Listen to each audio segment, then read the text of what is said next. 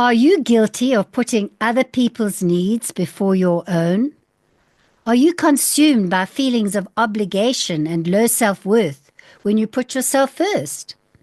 If you want to move past that and change to self-love, then this episode is for you. My guest today says we can change this pattern and shift from burnout to balance in 21 days, and she's written this book to guide us. Hello and welcome to the Write the Book Inside You podcast. Tips, tools and interviews for coaches and healers like you who want to write a non-fiction book to boost your visibility, clients and cash flow while making a difference. I'm your host, Caryl Westmore, a multi-published author and energy psychology tapping book coach. Now let's jump into today's episode.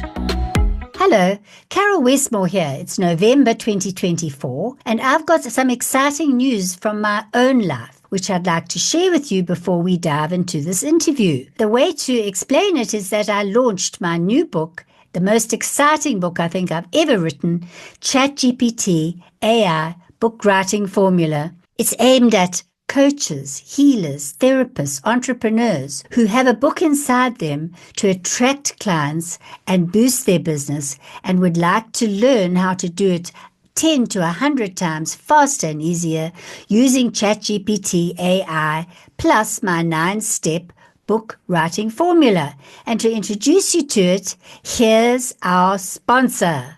A word from our sponsor. Are you a coach, therapist, or entrepreneur with a message the world needs to hear? Do you want to write a book, but feeling stuck, short on time, or unsure where to start? You can stop the struggle. Start writing with ease. The AI revolution is here, and it's transforming how books are written.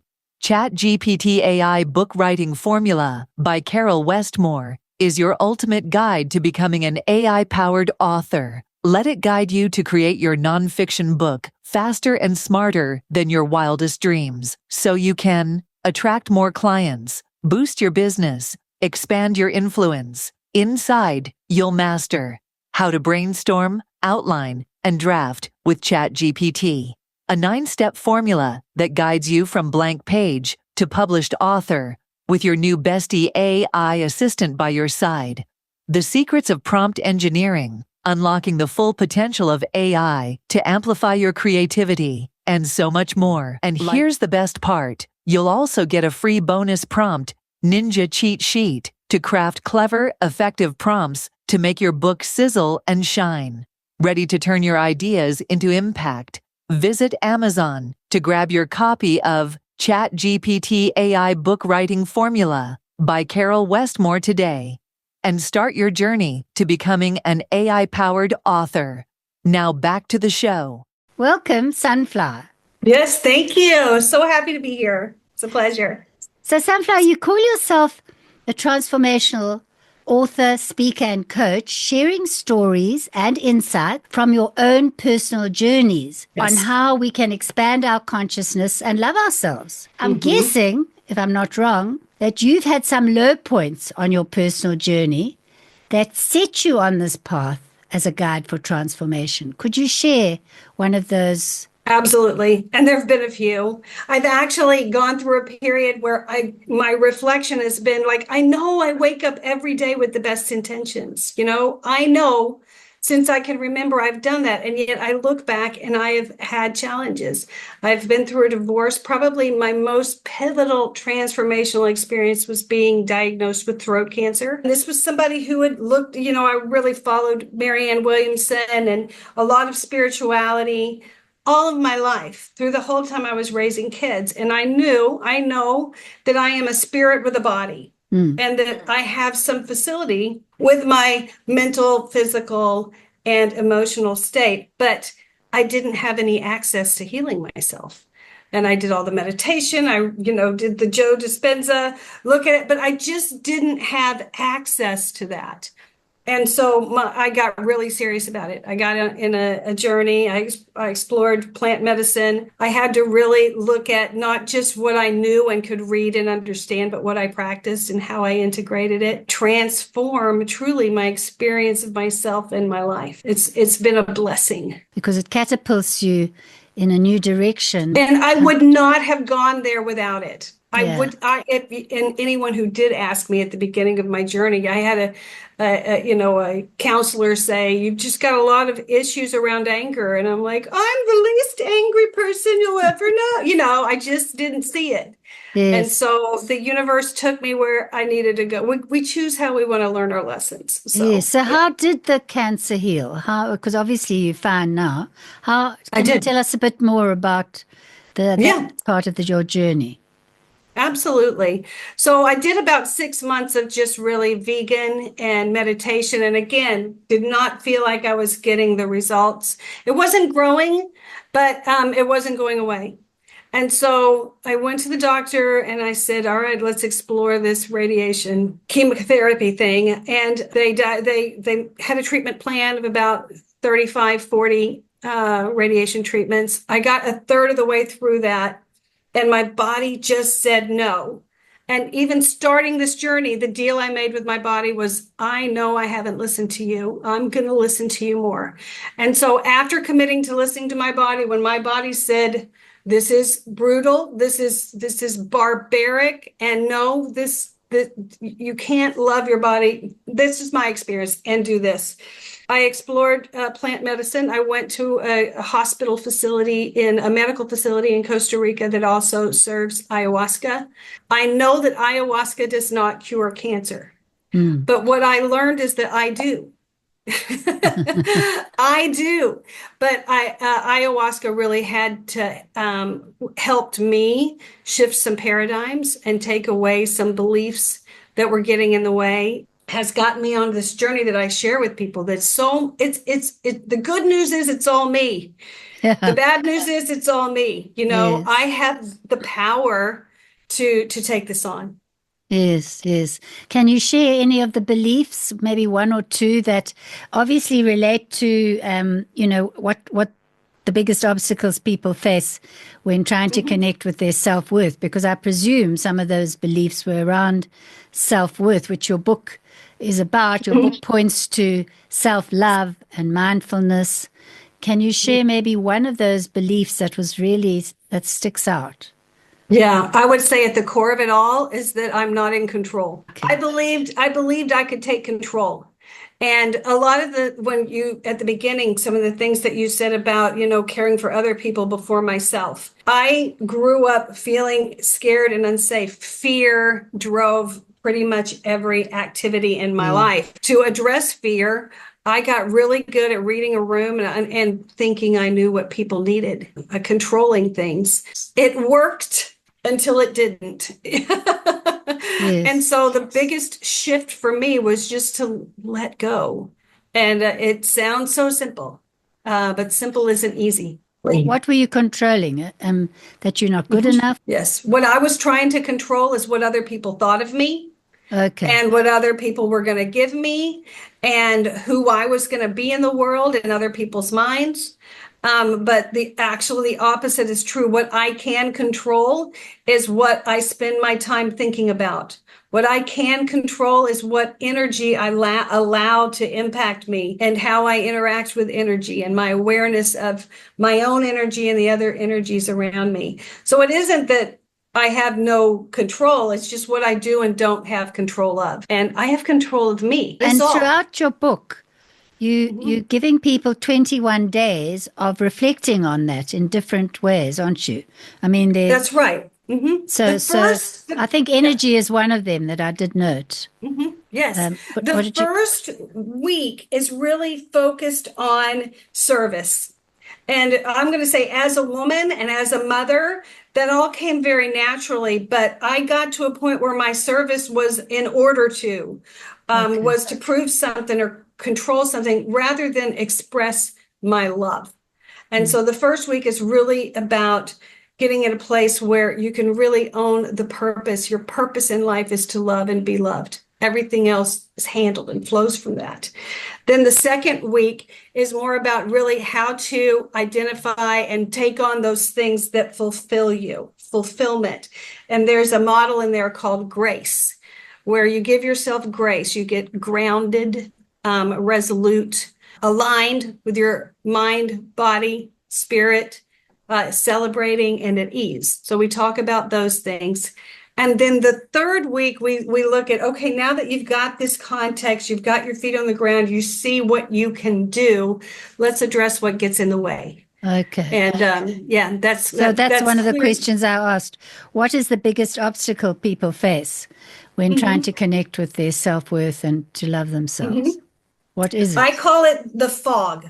Yes, Clearing I the like fog. that. We get I saw into a that. fog. And the fog, almost always, when you're stuck, whether it's writing a book or taking on a new level or applying for a new job or just, having an impact on your kids.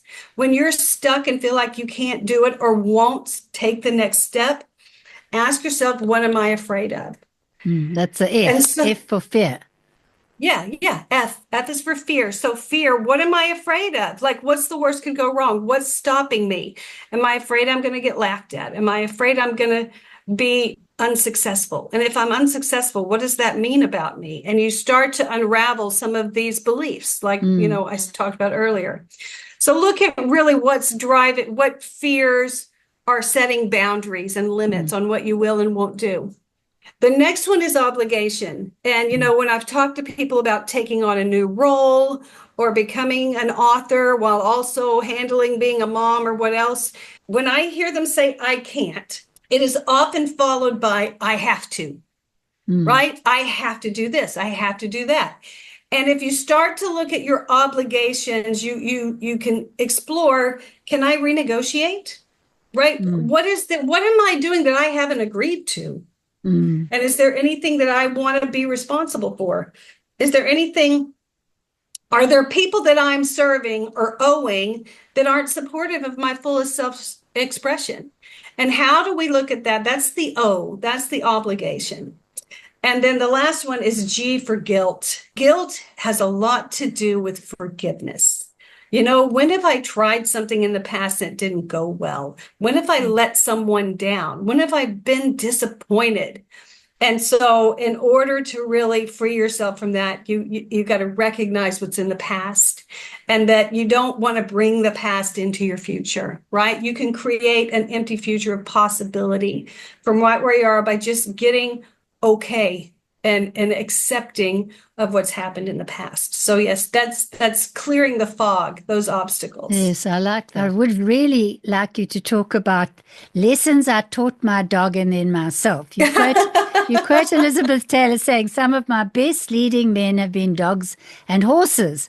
And so tell us about Juniper, your dog. People people love their pets, but this one taught you something. That's right. Juniper, I adopted Juniper while I was having radiation. So at one of the low points in my life. I adopted her from a shelter. She's a 3-legged mutt mix, and it took her some time to get adjusted. And if she didn't want me to go somewhere, she would bite my feet and try to take my shoes. Now, I didn't know what that was at first. I know now that if she takes my shoe, I can't leave.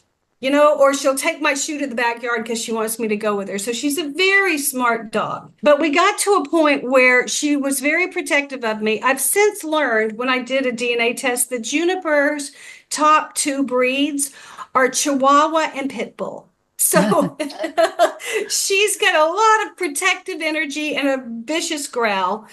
And she nipped a neighbor. She bit his ankle.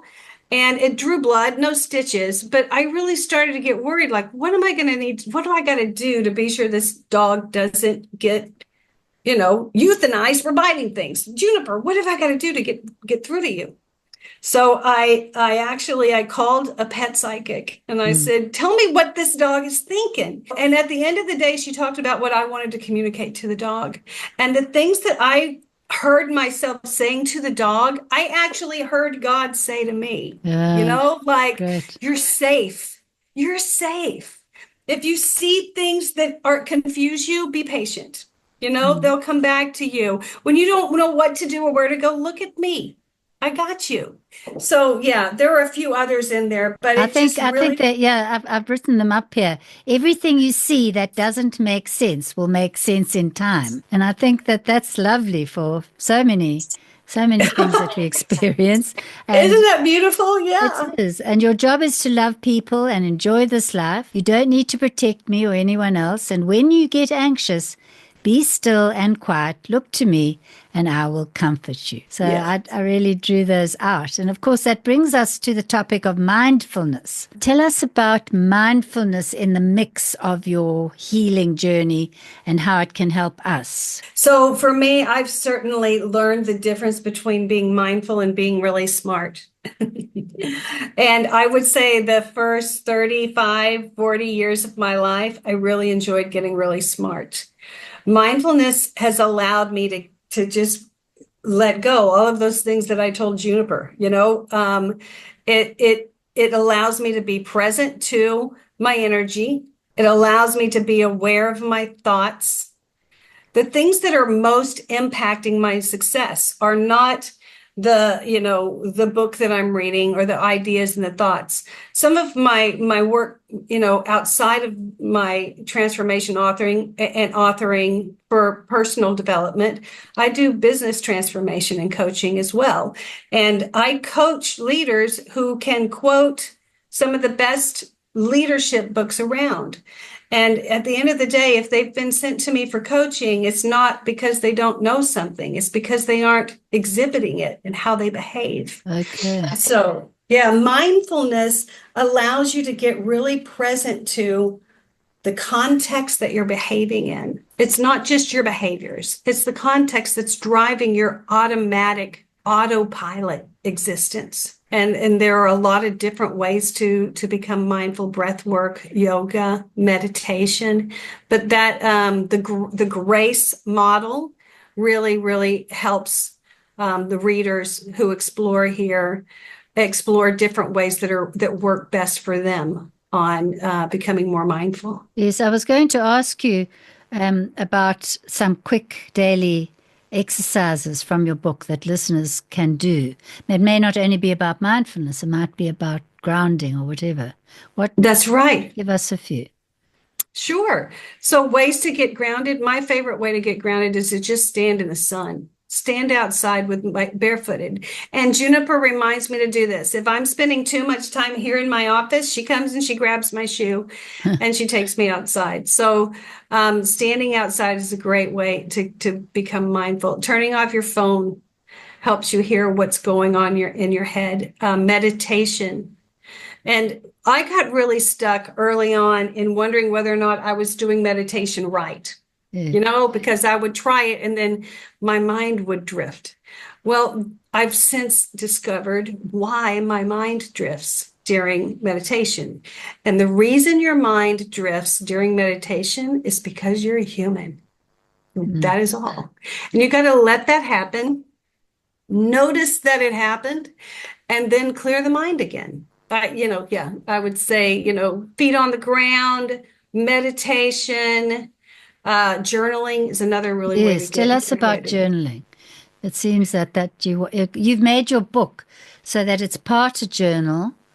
Yes. Tell us about that. There are 3 parts, I think. That's right. That's right. Good. And So for each day, there are 3 parts. The first part is the lesson, which is pretty short, usually, 1 to 4 pages. And lessons are interesting. Lessons help you know things and see things from a new perspective. That's great. The next part is reflections. So I call that lesson part the academic part. And it applies universally, and it's a great concept and idea, but it doesn't have real value to you until you apply it to your life. So the reflections questions actually take it to you. They ask you some questions about your life. How does this apply to you? And have you start exploring that concept in your own mind, in your own behaviors and thoughts. Yes. So the reflections piece is a big part. And I call it what, so what. And then the third part is the journaling, the now what. Yes, I like in that. your Say that journals. again. I was going to ask you about that. So the first Yes. part is, what is this What? about? Yeah. The Yeah. second is, well, so what does that mean for you?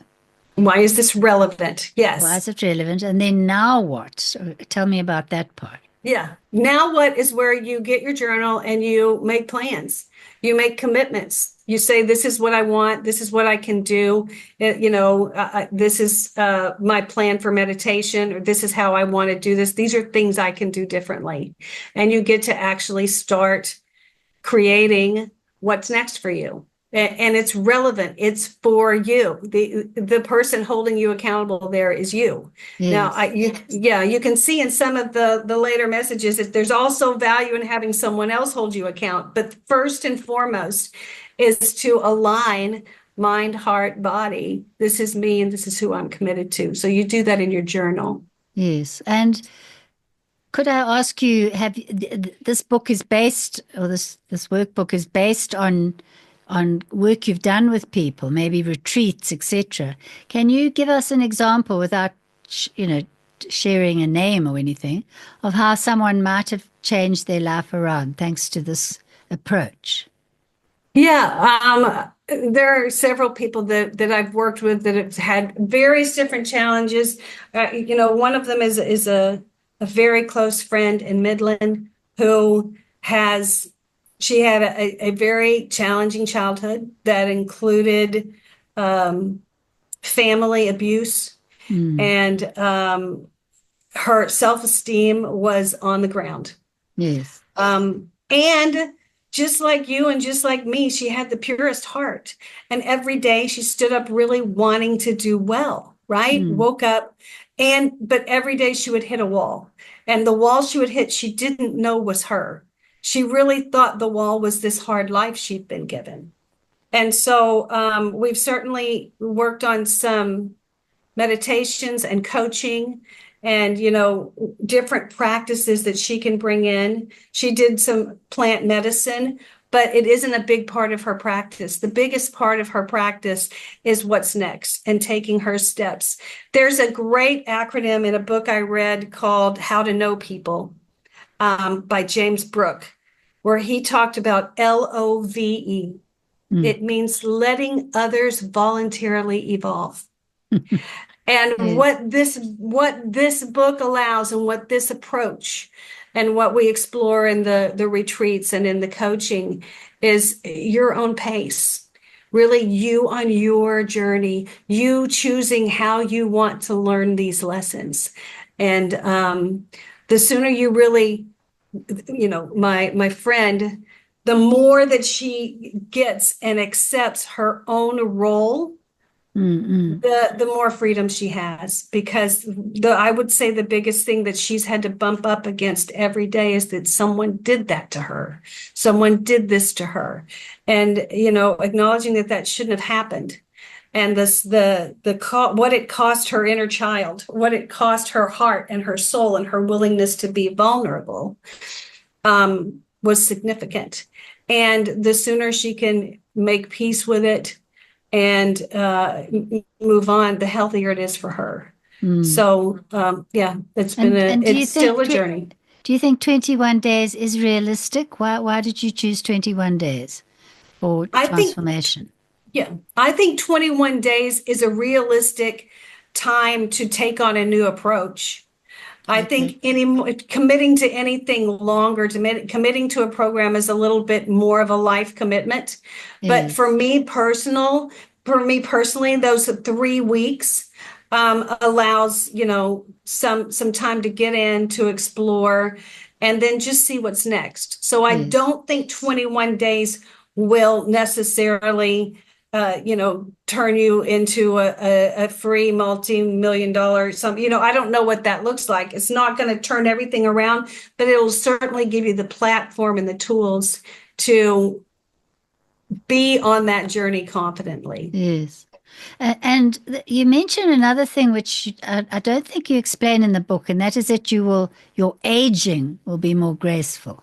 What is that about age in this whole, what your teachings? Yeah. And again, it's my experience is that so much of this knowledge comes from so much of the misunderstanding I had was in how I raised kids. So as my kids were grown and my life seemed to change, my approach to service changed. And so for me, it provided that for me personally. And so it is included in sort of one of the benefits from the book, but I don't know that the book specifically says that. I've just had the experience, my clients have had the experience that freedom, full self-expression and fulfillment take age out of the equation completely. Yeah, no, I know that for sure because of how I've been doing trauma, releasing people from traumas for 20 years. And, they, even after one session, often they just look so much younger, as if so much weight has come off their shoulders when they've done some inner releasing work and forgiving if possible, Yes. And that kind of aligns with, I think one of the last sections of the book is that energy is currency, right? And energy is actually, it is truly the give and take. It's our wealth and freedom from trauma, freedom to fully express and transmute and transfer and conduit energy. Is ageless. And you don't realize that some of the trauma that you're speaking of, I really appreciate that you brought that up. Some of the limiting beliefs, the boundaries, the walls that we carry around, they're physical. They live in us physically. They're the mind, the body, and the spirit are truly connected. And so absolutely, yes. Well, I think a lot of my listeners will know about the ACE traumas, that when you have I think they're 20, but the top traumas that have affected people can take 20 years off their life. And that's what the test showed. So even if we bring this down to lesser maybe of violent traumas, the fact is it does constrict the flow of energy, and therefore obviously that is why we age sooner, maybe, when we haven't released those traumas. So to bring this to a close, is there anything that I haven't asked you that you would like to mention about where you're going to take this book? Because I'm going to ask you, where can people find it? Are you going to evolve it into courses, or how do you see your book developing? Good. So the book is going to be in paperback and hardbook on October 11th. So it'll be available on Amazon. Coincidentally, at the same time, my YouTube channel of Disrupt and Thrive will have daily coaching, group coaching that people can go so that we can build a community.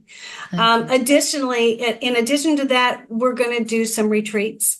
I'd like to do some 3-day retreats. Community again adds to that middle part, the so what, the relevance, hearing other people's stories, like even me just talking to my dog, helps me see things that I wouldn't normally see. So yes, YouTube retreats in person, either here in the United States, in Costa Rica, and then eventually we could probably do some daily video virtual community gatherings. That's the way I see it. Where do people go to check this out? Yes, so the website is Sunflower Medicine. I'm sorry, I'm not ready for that. I'm going to need to put it in the comments, but it's at sites.google.sunflowermedicine.com, and I'll send you that. So we do need a link. It'll be on Amazon, just as I've got it up here. Sunflower, what's it called? Sunflower Medicine, 21 Days of Self-Love and Mindfulness. Yes. A Guide for Transformational Impact. Why did you choose the name Sunflower Medicine, and do you have another name in your business life? I believe you do. Do you want to share how you manage both parts of yourself? Well, let's start with the name. Sunflower Medicine. Sure. So anyone who knows me and spends time with me knows that the word sunflower just resonates. It's who I am. And so it's always resonated with me. I had a yellow shirt on one time a decade ago, and somebody just called me sunflower. And I'm like, that's who I am. But with my journey around the power of plants and nature and experiencing myself as a healer, sunflower medicine is just a really true expression of who I am. And as I'm embarking on this journey with building a community and the books that I'm writing, that's the name that I'm using for this kind of transformational work. As a transformation change management consultant in the real world, my name is Paula Schwartz, and I enjoy the work and the reputation I've got there. We're the same person, but it's a very unique and powerful expression as sunflower medicine. Yes. I believe that other part of you is writing another book to be released in December. Is that right? It's called The Integrated Leader. Okay, and so that's more the Paula yes. Schwartz side. That's right. That's you can right. see the covers on your website are very different. Yeah. Yes, thank you. Yes. Well done, and I wish you all the best with that. And thank you very much for coming and sharing the sunshine of your sunflower book and life. It's such a pleasure. Thank you. Thanks for joining me on today's podcast. Want a free gift to inspire you further on your book writing adventure? My free checklist, 5 book hook tips to kickstart your book writing journey, will help you get clarity on the key essentials to make your book a winner. Download it at writethebookinsideyou.com/free gift. The links are in the show notes. Until next time, a big virtual hug and keep writing.